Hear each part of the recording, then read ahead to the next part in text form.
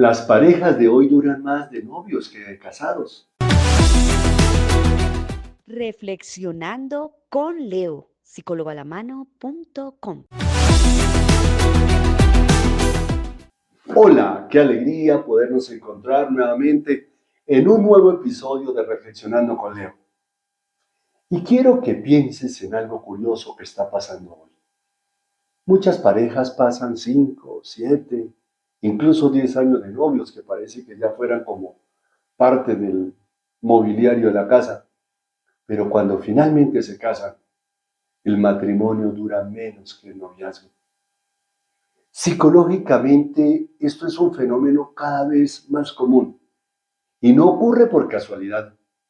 Hay tres cambios profundos en la forma moderna de relacionarnos que están debilitando el matrimonio desde antes de empezar.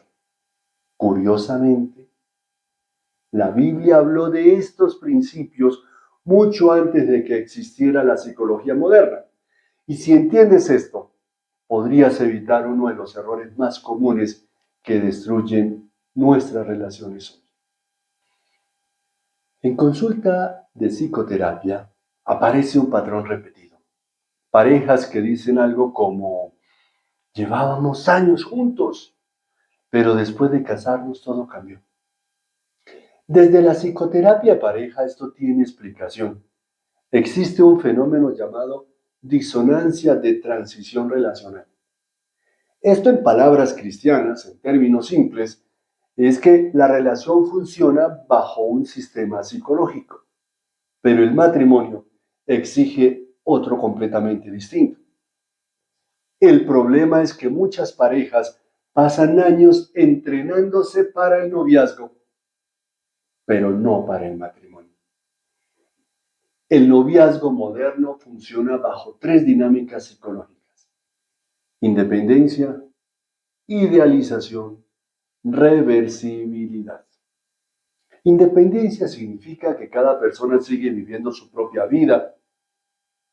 Idealización significa cada uno muestra su mejor versión, su mejor ropa, su mejor cara. Pero el tercer punto es el más importante: reversibilidad. Es decir, el noviazgo siempre tiene una salida. Si algo no funciona, la relación puede terminar. El matrimonio elimina este mecanismo psicológico y eso cambia completamente el sistema emocional de la pareja. Y curiosamente, este tercer punto también funciona cuando las parejas no se casan y se van a vivir juntos. Si no funciona, pues nos separamos.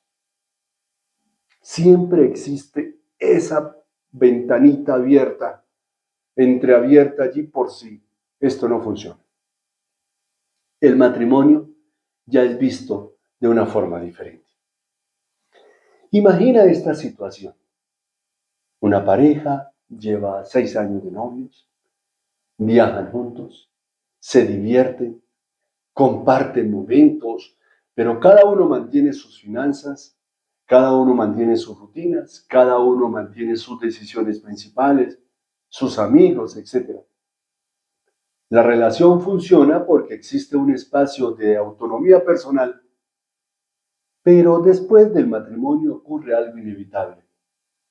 Las vidas comienzan a fusionarse,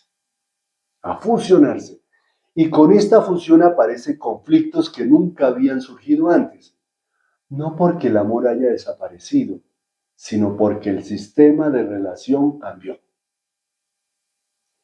Recuerda que si deseas comunicarte directamente conmigo, en la descripción de este episodio están los datos. Ahí hay un link directo a WhatsApp, o si no, donde aparece todas mis redes, está WhatsApp, aparece mi página web, y en mi página web también hay una manera directa de comunicarte. La Biblia describe el matrimonio de una manera psicológicamente profunda. En el libro del Génesis se dice algo fundamental: el hombre dejará a su padre y a su madre y se unirá a su mujer, y los dos serán una sola carne. Esto no es solo poesía, esto no es solamente un texto bíblico muy espiritual tirando a espiritualoide. nada de humano. No, desde la psicología relacional, esto describe un proceso llamado integración de identidad. Dos vidas que comienzan a funcionar como un sistema.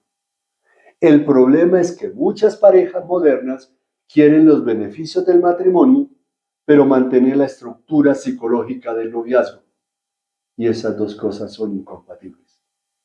Y es posible que en este momento te estés preguntando por qué me casé. Y todo esto te lleve a revisar tu vida de casado o de casada. Pero es posible que conozcas a alguien o en este momento estés de novio o de novia y también te haga pensar. O le puedas compartir esto a alguien que está viviendo la etapa del noviazgo. Aquí aparece el primer error moderno. Confundir química con compatibilidad.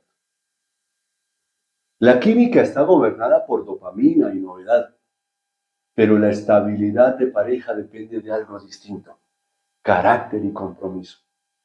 He trabajado en otros videos sobre estas dos características, carácter y compromiso. Y a veces muchas parejas no deciden casarse por miedo al compromiso. El noviazgo suele evaluar la química, el matrimonio exige carácter. Por eso, la Biblia insiste tanto en algo que hoy parece poco popular: el pacto. En el libro de Malaquías se describe el matrimonio como un pacto delante de Dios. Hoy día ni siquiera conocemos a veces el término, o lo manejamos con un sentido bastante deficiente. Psicológicamente, el pacto genera algo poderoso: seguridad emocional profunda. Pero esa seguridad emocional profunda también implica compromiso, trabajo y entrega. Porque sin todo eso no va a haber un pacto. Las investigaciones en terapia de pareja muestran algo muy importante, muy interesante. Las relaciones más estables no son las que tienen menos problemas, son las que tienen mayor compromiso estructural. Problemas tenemos todos: casados, solteros, viudos, etc. Si tú no te levantas hoy por miedo a tener problemas, pues vas a terminar muriéndote por no hacer nada. Problemas tenemos todos, pero la manera en que enfrentamos los problemas es lo que hace la diferencia. Esto significa que la pareja ha decidido que la relación es prioridad permanente. El compromiso reduce algo muy dañino para las relaciones: la mentalidad de salida. Dejar la puerta entreabierta, dejar la ventana entreabierta por si esto no funciona. Cuando el cerebro cree que siempre hay una salida, invierte menos energía en resolver conflictos. ¿Cuántas parejas se han destruido? ¿Cuántas relaciones se han destruido? Porque no le han puesto todo el interés a ese compromiso. Y con mucha frecuencia, si fuéramos a revisar las razones por las cuales las parejas se separan, sea de manera religiosa, en unidad o en divorcio, es precisamente no porque se me acabó el amor, sino porque no quiero compromiso. Porque es mejor vivir con los beneficios del matrimonio, pero como si fuéramos novios. Y eventualmente alguien aparece ofreciendo esos beneficios y entonces la excusa es: se me acabó el amor. También aparece un segundo error moderno. El noviazgo largo puede crear la ilusión de conocimiento profundo. Las personas creen que nos conocemos perfectamente. Llevamos 8, 10 años de noviazgo, ya la gente, los familiares, y el matrimonio para cuándo y demás. Pero el matrimonio revela dimensiones nuevas: manejo de dinero, hábitos domésticos, estrés laboral, familia extendida, crianza. La convivencia continua activa partes de la personalidad que nunca habían sido visibles. Por eso, muchas parejas dicen después de casarse: pensé que lo conocía, pero no. Pensé que la conocía, pero no. Y más, todo esto se agrava cuando eventualmente los motivos para casarse eran bastante deficientes también. Por ejemplo, no quiero estar solo, no quiero estar sola, ya tenemos un hijo, pues tenemos que casarnos. O sea, no hay un proyecto en común, porque probablemente ese hijo ni siquiera fue planeado. Y ahora quieren echarle al hijo como la responsabilidad de que casémonos, olvidando de que la responsabilidad es de ustedes como adultos.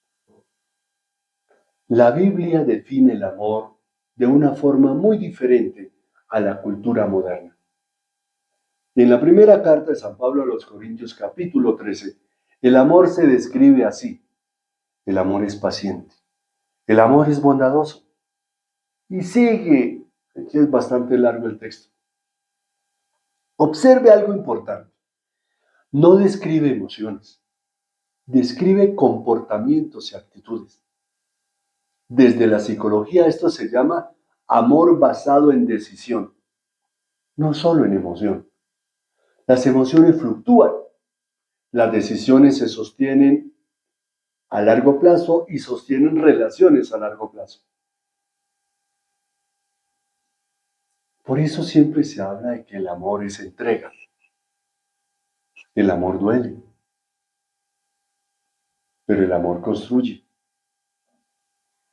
El tercer error moderno es esperar que el matrimonio mantenga eternamente la intensidad del noviazgo. Pero psicológicamente las relaciones evolucionan.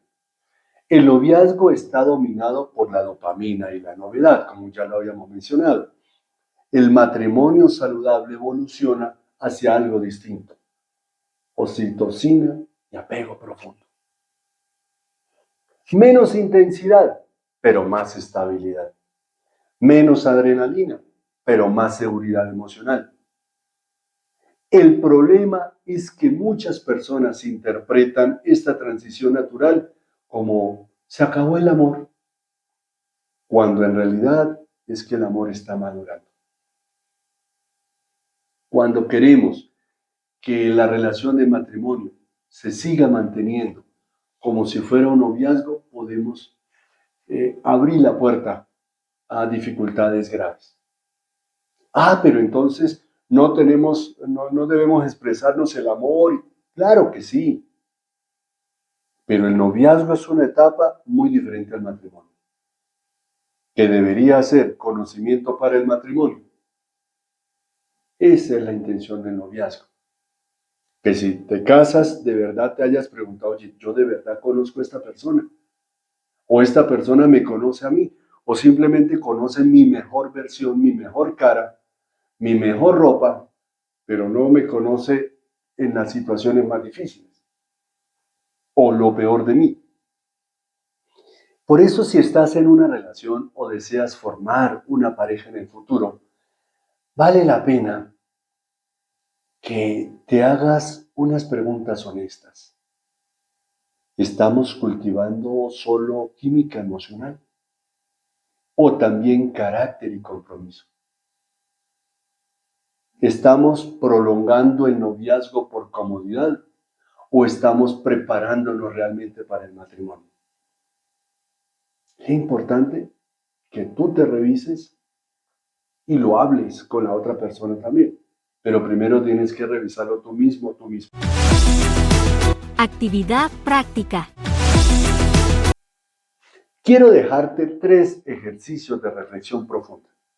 Primero, evaluación de la relación. Escribe 2 columnas: atracción emocional, compatibilidad de vida. Y observa cuál de las 2 columnas domina tu relación. Segundo ejercicio, conversación esencial.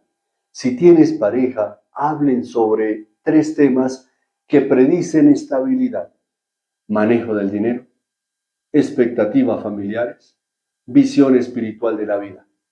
Muchas parejas evitan estas conversaciones hasta que ya es demasiado tarde.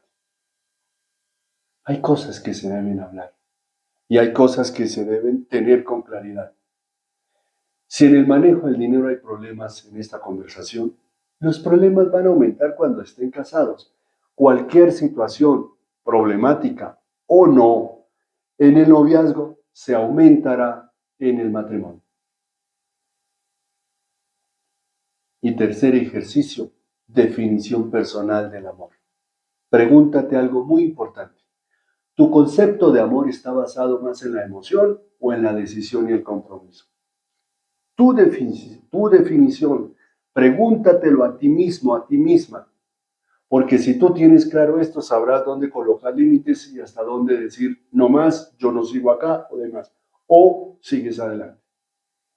Porque la respuesta a esta pregunta determina en gran parte la duración de una relación. Una relación estilo matrimonio. El noviazgo puede ser emocionante, pero el matrimonio fue diseñado para algo más profundo. No solo para sentir amor, sino para construir una vida juntos. Y cuando el amor se entiende como compromiso, carácter y pacto, la relación deja de depender solo de la emoción del momento y comienza a desarrollar algo más profundo, algo más fuerte: estabilidad, confianza y crecimiento mutuo. Si este video te hizo reflexionar, escribe en los comentarios: el amor también es decisión, y compártelo con alguien que esté construyendo una relación. Recuerde que estos videos tienen traducción a varios idiomas y tú lo puedes ver allí en la ruedita dentada donde dice traducciones, lo puedes ver. Así tú puedes compartirle también este video a personas que no hablen tu idioma. Pero si tú que has visto este episodio quisieras acceder a otros episodios y esos episodios no tienen la traducción que necesitas, escríbeme al interno y con mucho gusto buscaré solucionarte esa situación para que puedas acceder a todo este material. Por ahora, muchas gracias a todos y recuerde que nos pueden acompañar y apoyar de 4 maneras. Gratis. Sulicoco. Suscríbete, deja un like, deja un comentario y comparte. Recuerda que cuando tú compartes, le estás diciendo a la otra persona cuánto le amas. De la mano de Dios me despido, rogando a Dios que nos vamos a encontrar en un nuevo episodio de Reflexionando con Leo. Felicidades.